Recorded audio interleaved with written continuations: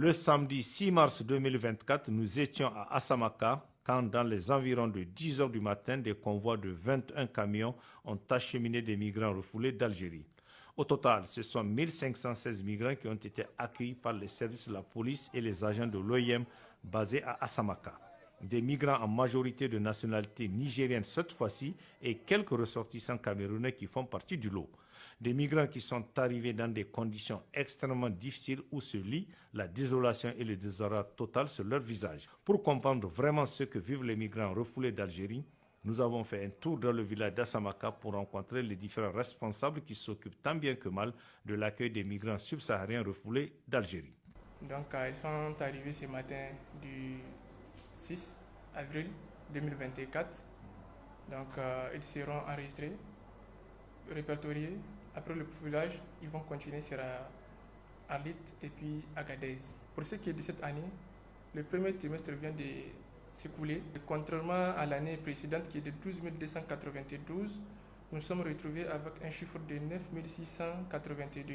Après ce récit du commissaire adjoint du CSP d'Asamaka, nous nous sommes rendus au niveau du centre de santé intégré d'Asamaka où nous avons rencontré le major-chef qui donne les premiers soins aux migrants qui sont malades et des blessés enregistrés au cours du voyage devenu pénible et très risqué. Nous accueillons les réfugiés, les refoulés d'Algérie. À leur arrivée d'Algérie, les Algériens les déposent à 15 kg. Là, on appelle le point zéro. On fait le test de Covid. Après, on fait la vaccination et le soin. Tous ceux qui sont malades viennent ici. On les traite gratuitement avec un MSF. De traumatisés, beaucoup, il y en a qui arrivent parmi eux. Mais maintenant, on a deux traumatisés, un Somalien et un Camerounais, qui ont la dépression. Un ne s'habille même pas. Ils sont là.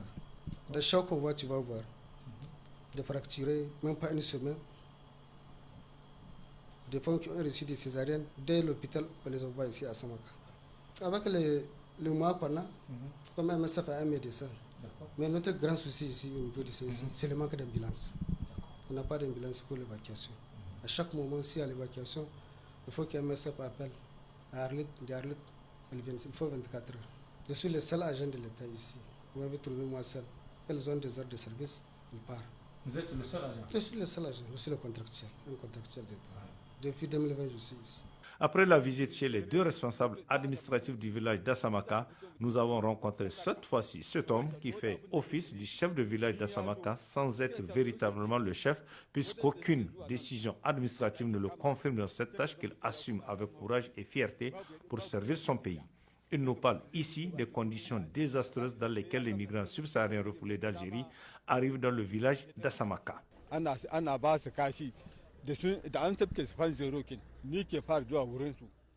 Ça fait 41 ans que je vis à Asamaka, depuis que la localité n'est pas peuplée. Tenant depuis un certain temps office de chef, j'ai connu et géré plusieurs cas de refoulement de migrants, mais pas comme ce dernier. Avant, les migrants en situation irrégulière sont refoulés avec leurs biens, ce qui leur permettait de retourner chez eux dans de meilleures conditions.